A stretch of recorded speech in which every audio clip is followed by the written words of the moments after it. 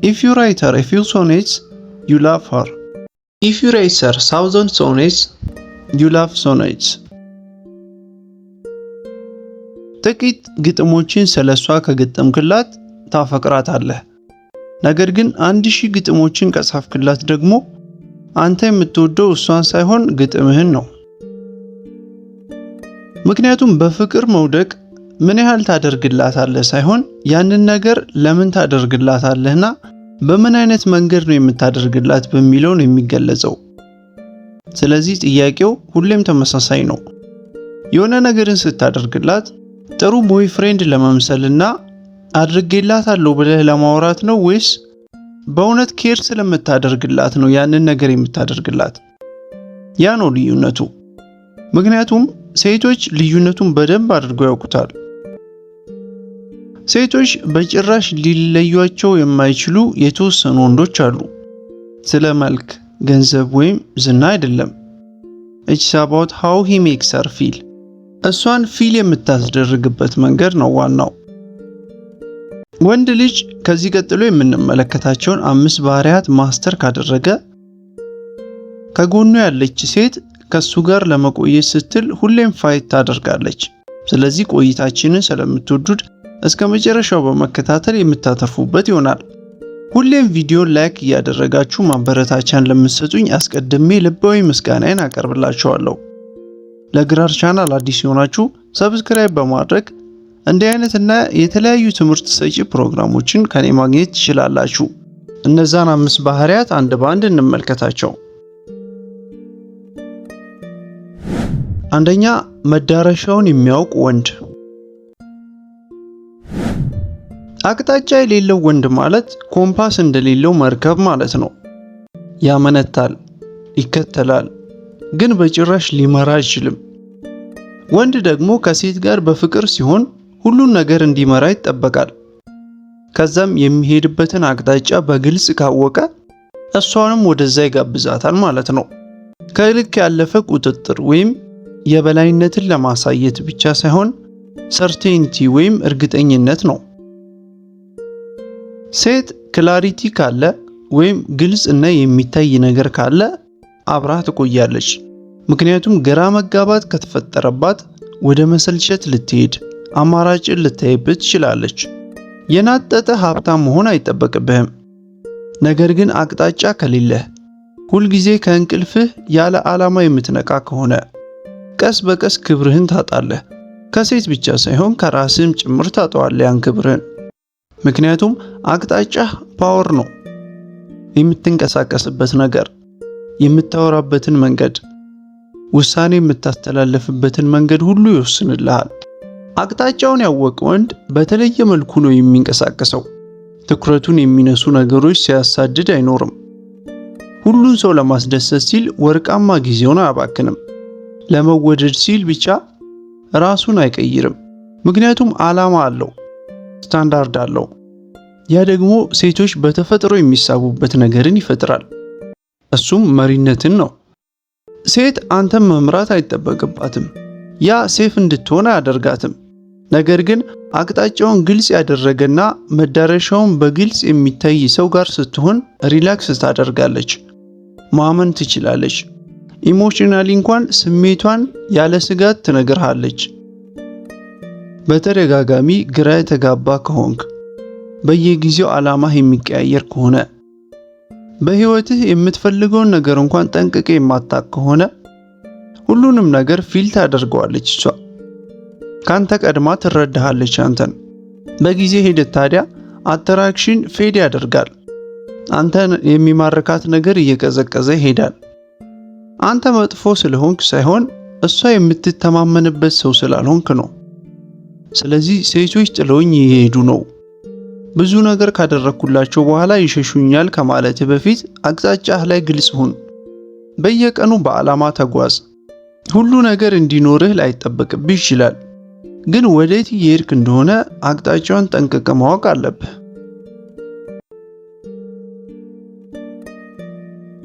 ሁለተኛ ደግሞ መጓጓትን መፍጠር። ሴቶች በጣም ጉረኛ የሆነ ወንድ በፍቅር ነው የሚጠሉት።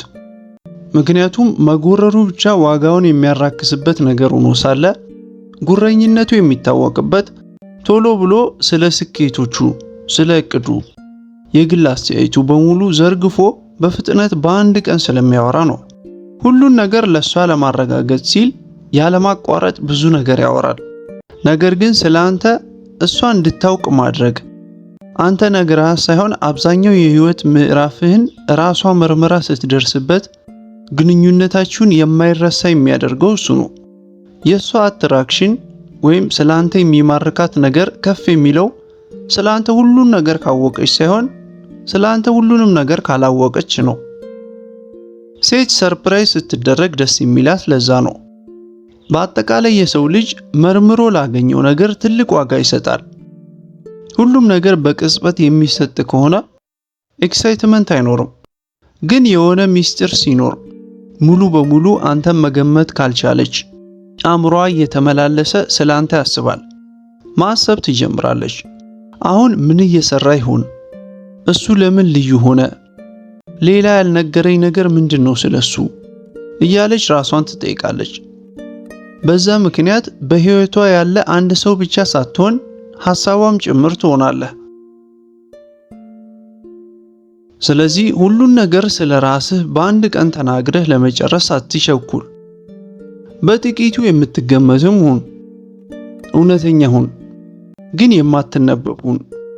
ምክንያቱም ምስጢረኛነትህ መጓጓትን ይፈጥርላታል። መጓጓት ደግሞ አትራክሽን ይገነባል።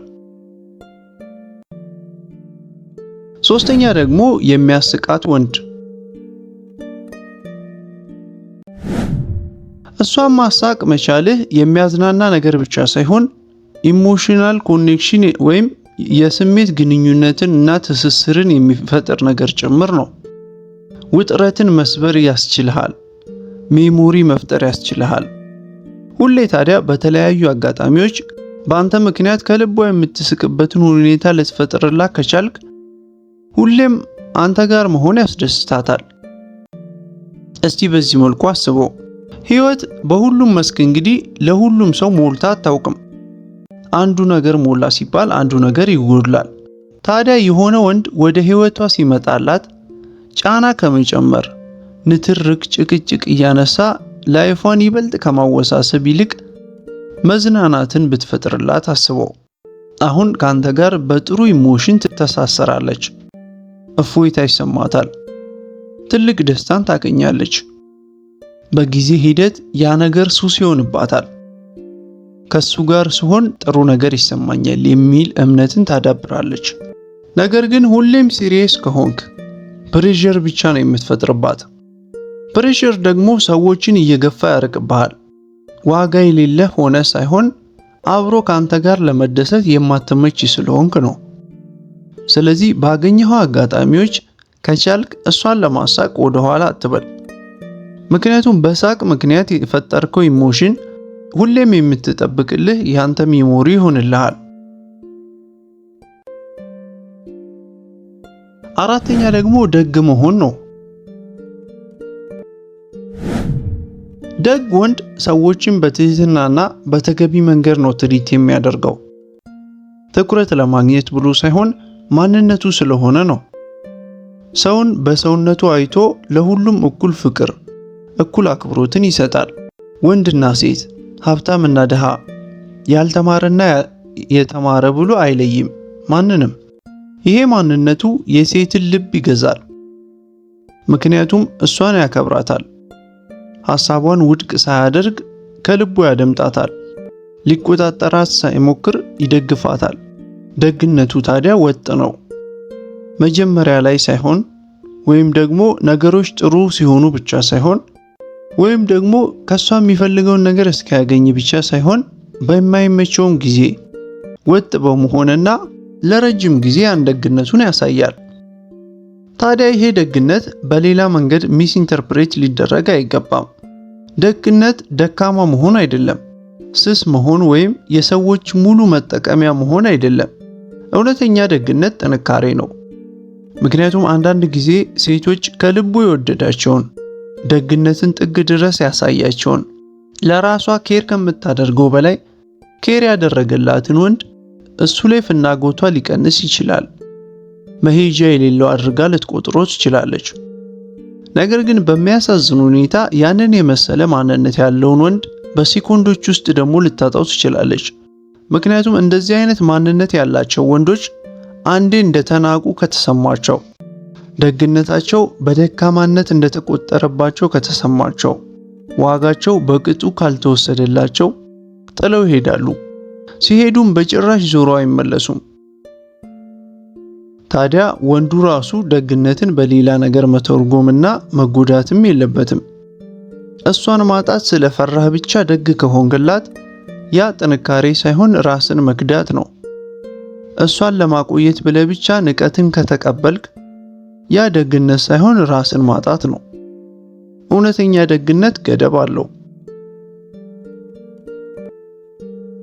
አምስተኛ ደግሞ የስሜት ብስለት ነው።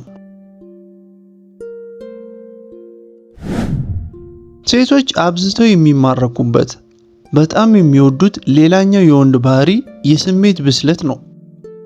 ምክንያቱም ብልህና የበሰልክ ስትሆን ላንተና ለቤተሰቦችህ ነገ ደግሞ ለምታፈራው ልጆችህ ጥሩ ውሳኔ መወሰን ትችላለህ ብላ ታስባለች። ለሷ ብለህ ብቻ ሳይሆን ለራስህም እጅግ ጠቃሚ ባህሪ ነው። ኢሞሽናሊ ኢንተሊጀንት የሆነ ወይም በስሜት በደንብ የበሰለ ወንድ ሲናደድ እንደ እሳተ ገሞራ እየፈነዳ ትልቅ ብስጭትን አያሳይም። በሆነ ነገር ሲጎዳ መብራት እንደጠፋበት ወፍጮ ቤት ዝግትግት ቁልፍልፍ ብሎ አይቀመጥም። ነገ የሚቆጨውን ቃል ዛሬ አይናገራትም። እሷን ይልቅ ችግር ቢፈጠር ቆም ብሎ ያስባል፣ ለመረዳት ይሞክራል፣ በቁጥጥር ምላሽን ይሰጣል። የፍቅር ህይወት አንድ ቀን በተፈጠረ ትልቅ ችግር አይበላሽም። ነገር ግን ስሜታዊ ሆነህ በወሰድካቸው ተደጋጋሚ ተገቢ ያልሆኑ ውሳኔዎች ነው የፍቅር ህይወት ሊሰበርና ሊቋረጥ የሚችለው። እሷን መረዳት አለመቻልህ፣ ስታዝን፣ ስትደሰት፣ ስትናደድ፣ ብቻዋን ስትሆን፣ ስትጣሉ የምትሰጣትን ምላሽ በደንብ ትመለከታለች። ያ ደግሞ ያለህን የስሜት ብስለት የምትፈተንባቸው አጋጣሚዎች ናቸው። በስሜት የበሰለ ወንድ ግን በግምት ከመናገሩ በፊት በደንብ ያዳምጣል። ከመዳኘቱ በፊት ለመረዳት ይሞክራል። በዛ ምክንያት ከሱ ጎን መሆኗ ሴፍቲ ይፈጥርላታል።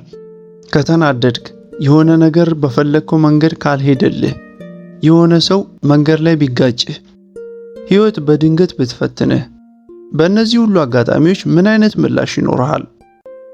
አንዳንዴ ወንዶች ብሬክአፕ ሲገጥማቸው በዛ ተስፋ ቆርጠው ተሽመድምደው ወይም እያለቀሱ ሲታይ ይገርማል። ደካማ መሆናቸውን የሚያሳዩበት መንገድ ነው። አያሳዝንም እያልኩ አይደለም። የወደዱት ትልቅ ተስፋ ያደረጉት የልብ ሰውን ማጣት እጅግ ልብን ሰባሪ ነገር ነው። ነገር ግን ወንድ በመሆንህ ብቻ ከዚህም በላይ ትልቅ ዕዳ ይጠብቃል። የወደዱትን ሰው ማጣት ቀላል ነገር ነው እያልኩ አይደለም። ነገር ግን ያ የልብ ስብራት ከምታስበው በላይ ይጠቅምህ ይሆናል። ምክንያቱም ሰው ስፖርት ሲሰራ ለምሳሌ ሰውነቱን ይበልጥ ለማጎልበት የተለያዩ ጡንቻዎቹን ማጎልበት እንዳለበትና እንደሚጠበቅበት ሁሉ በእነዛ የተለያዩ ጡንቻዎች ራሱን እንደሚገነባው ሁሉ ሙሉ ሰው ለመሆንም የፈለገበት ቦታ ለመድረስም ትልቅ ነገር ላይ ለመድረስም የተለያዩ የልብ ስብራቶች ያስፈልጉዋል። እነዛ ሲገጥሙ ታዲያ በጸጋ በመቀበል ወደ ቀጣይ ምዕራፍ ማለፍ መቻልህ ያለህን የስሜት ብስለትና ጥንካሬህን በደንብ አጉልቶ ያሳያል።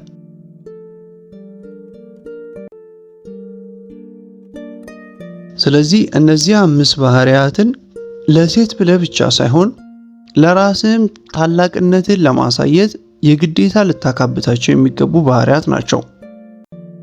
በዛ ምክንያት ሁለቴ ተጠቃሚ ትሆንበታለህ። አንድም ራስን በማጎልበት፣ ሁለትም ተገቢዋን ሴት ወደ ህይወትህ በመሳብ።